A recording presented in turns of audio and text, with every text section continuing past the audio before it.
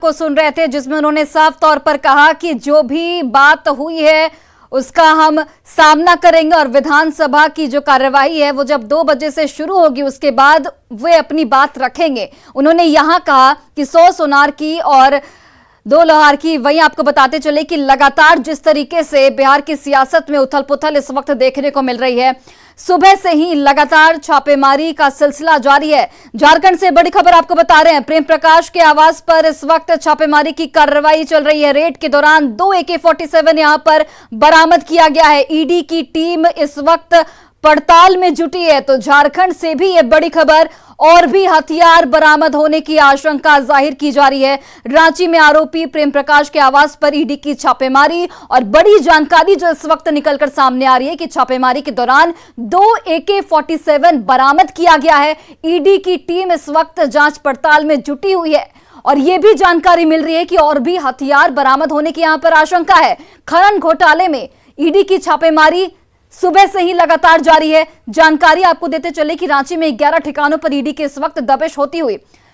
हमारे सहयोगी शंकर आनंद इस वक्त फोन लाइन पर जुड़ गए हैं। शंकर, रेड के दौरान 2 AK-47 बरामद किया गया है और भी हथियार बरामद होने की आशंका है।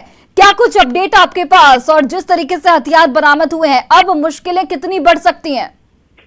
निश्चित तौर पे देखिए, इस वक्त की सबसे बड़ी खबर कही जा सकती है, और न्यूज़ 18 के द्वारा आप एक्सक्लूसिव आप तस्वीर भी देख सकते हैं थोड़ी देर में कि किस तरह से प्रेम प्रकाश जो के आवास में जिस तरह से बकायदा आज सर्च ऑपरेशन को अंजाम दिया जा रहा है, तो वहां से किस तरह से 2 AK-47 हथियार भी बरामद किया गया है।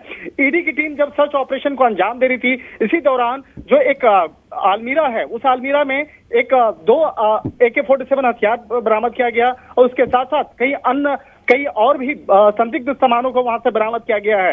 जिस तरह से यहाँ पर AK-47 हथियार की अगर बात करें तो ये अवैध तौर पर इसे यहाँ पे लाया गया था, और उसके बाद अवैध तौर पर जिस तरह से इस हथियार को रखा गया था, निश्चित तौर पे अपने आप में बहुत बड़ा मामला बनता दिख रहा है।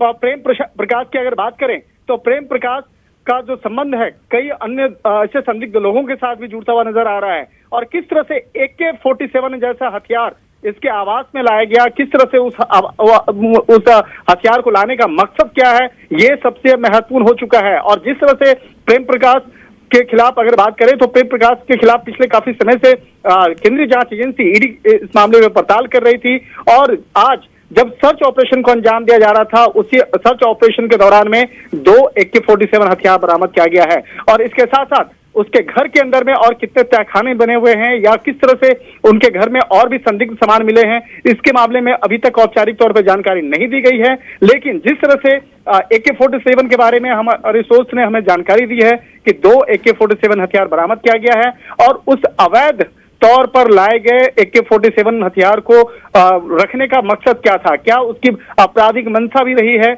उसको भी जांचा जाएगा, परखा जाएगा। हालांकि प्रेम प्रकाश के आवास पर आज जो सर्च ऑपरेशन को अंजाम दिया जा रहा है वो मामला जो है अवैध खनन से जुड़ा हुआ है। इसके साथ साथ जिस तरह से बकायदा बड़े बड़े अधिकारियों का ट्रांसफर पोस्टिंग करवाने का जो एक जिम्मा जिस तरह से बकायदा प्रेम प्रकाश ने लिया था, तो उस मामले की तफ्तीश की जा रही थी। लेकिन जिस तरह से बकायदा उसके घर में अवैध तौर पर AK-47 हथियार, वो भी 2 हथियार बरामद किया गया है, और इसके साथ में कितने कारतूस बरामद किया गया है, तो उस मामले में अभी तक कारतूस के बारे में अभी उसकी जानकारी औपचारिक तौर पर नहीं दी गई है। लेकिन निश्चित तौर पर यह इस मामले की गंभीरता को देखते हुए कहा जा सकता है कि आने वाले वक्त में प्रेम प्रकाश के खिलाफ कुछ और भी मामले दर्ज हो सकते हैं, क्योंकि अवैध तौर पर जिस तरह से AK-47 हथियार को रखना, उसके बाद कहां से लाया, किस तरह से उस हथियार की बरामदगी हुई है, इन तमाम मामलों पर विस्तार से बाद में पूछताछ की जाएगी।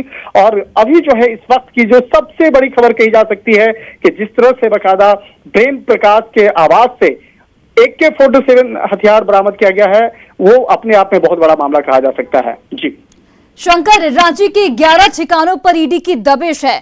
प्रेम प्रकाश के अलावा अगर हम बात करें तो कौन कौन से वो 11 ठिकाने हैं जिस पर ईडी की दबिश इस वक्त चल रही है? और ये भी जानकारी दीजिए कि जो हथियार बरामद किए गए हैं, क्या इसके पीछे के नेक्सस को भी खंगाला जाएगा इस वक्त?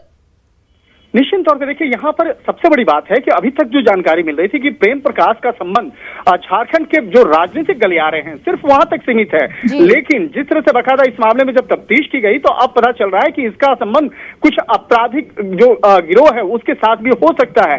लेकिन AK-47 हथियार अपने आप में बहुत बड़ा एक क्राइम कहा जा सकता है कि किस तरह से बकायदा वो अपने घर में AK-47 हथियार रखा था। और लोकेशन की अगर बात करें तो जिस तरह से हरमू हाउसिंग कॉलोनी में उसके जो आवास है वहां भी सर्च ऑपरेशन को अंजाम दिया जा रहा है। इसके साथ ही वसुंधरा अपार्टमेंट है रांची स्थित, जिसमें कि फ्लैट नंबर 802 वहां पर सर्च ऑपरेशन को अंजाम दिया जा रहा है। हरमू स्थित जो शैलोदय है वहां पर इसका दफ्तर है और वहां भी तफ्तीश की जा रही है। और प्रेम प्रकाश का जो संबंध रहा है, जिस तरह से बकायदा कहा जा सकता है कि झारखंड की जो राजनीतिक गलियारा है उस गलियारे में सबसे ज्यादा ये चर्चा के केंद्र में रहते थे, क्योंकि कहा जाता है कि बड़े बड़े जो एक नौकरशाह जो ब्यूरोक्रेट्स हैं वो इनके संपर्क में होते थे और ये उनके संपर्क में होते थे और उन्हें कई तरह के पैसों का लालच देकर और इसके साथ साथ अन्य तरह का लालच देकर ये अपने मन मुताबिक कार्यों को करवाता था। और इसके साथ साथ जो इलीगल माइनिंग से जुड़े हुए मामले में एक बहुत बड़ा एक रैकेट जो है वो झारखंड में चल रहा था। इसके साथ ही एक और महत्वपूर्ण जानकारी देना चाहूंगा कि ये बड़े बड़े अधिकारियों के नाम वाले जो आवास होता है उस आवास में ये किराए पे लेता था। जैसे कोई बिल्कुल, चलिए शंकर आप